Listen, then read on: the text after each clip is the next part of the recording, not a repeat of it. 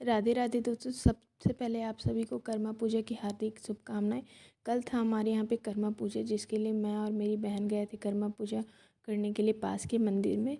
वहाँ पर करम डाल भी था और बहुत भीड़ था, तो भीड़ देखकर भी बहुत मज़ा आया। और हम लोग थोड़ा जल्दी पहुँच गए थे, लगभग 6:30 बजे पहुँच गए थे। तो वहाँ पर जा कर के हम बैठ गए, आपस में बातचीत कर रहे थे।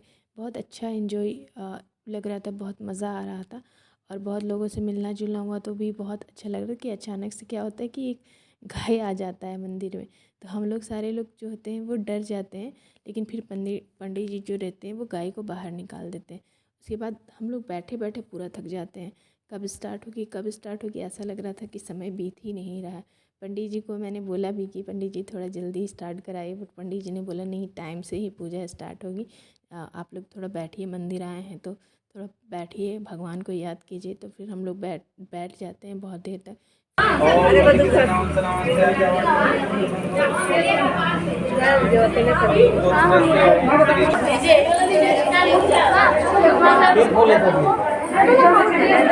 ओम हरि ओम सुतिनः इंद्रो वृधसर्वाः सुतिनः पूता विश्ववेदा स्वस्ति न ऋतनेमि स्वस्ति नः बृहस्पतिः ददातु क्षीरसमरुतः पिबतीमातरं सुवं यवानो विद्यते सुजगमया अग्निजिन्नामानवसुरचसो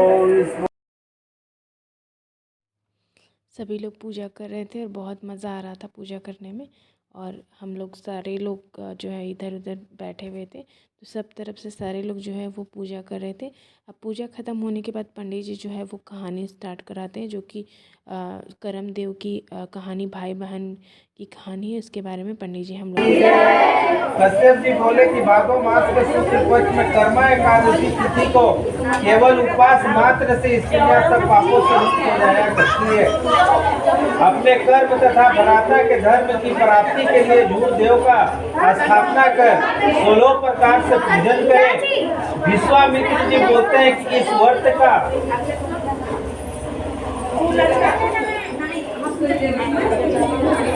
एक वृतांत मैं सुनाता हूँ, आप लोग ध्यान देकर सुने। पहले सतयुग में द्विज शर्मा नाम के एक राजा थे। उनके 2 पुत्र थे, उनका नाम कर्म और धर्म था। कुछ समय बीतने के बाद द्विज शर्मा स्वर्ग को प्राप्त किए और कर्म धर्म दोनों भाई घर का कार्य देखने लगे।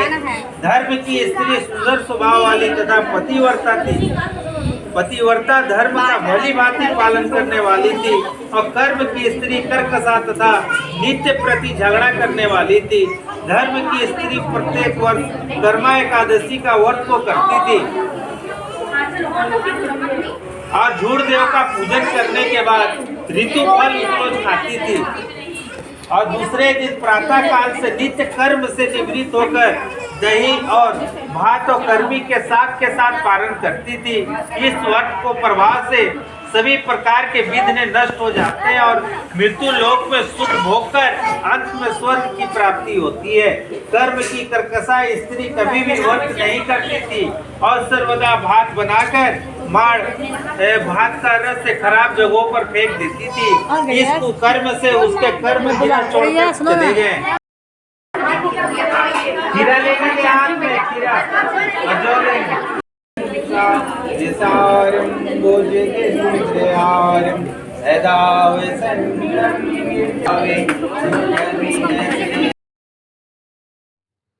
पूजा आरती और जो कहानी था वो सारा कुछ ख़त्म हो जाता है। अब सभी लोग भगवान करम देव की जो है वो आरती देते हैं और सारे लोग पूजा करते हैं। और फिर पंडित जी बोलते हैं कि सभी लोग अपना अपना प्रसाद ये सब जो है वो उठा लेंगे, क्योंकि दूसरे ट्रिप वाले भी तैयार थे कि पूजा उनको भी करना था और टाइम भी हो गया था। लगभग 7:30 का जो टाइम है वो हो गया था। तो सभी लोग रेडी हो जाते हैं, जो भी हमने पूजा किया था फर्स्ट टाइम में, वो लोग बाहर निकलने के लिए तैयार रहते हैं। तो सब लोग भगवान को जो है प्रणाम करते हैं। उसके बाद हम लोग जो है वो पंडित जी को पैर लगते हैं, उनको जो प्रसाद है वो पैसा देते हैं और उसके बाद हम लोग निकलते हैं।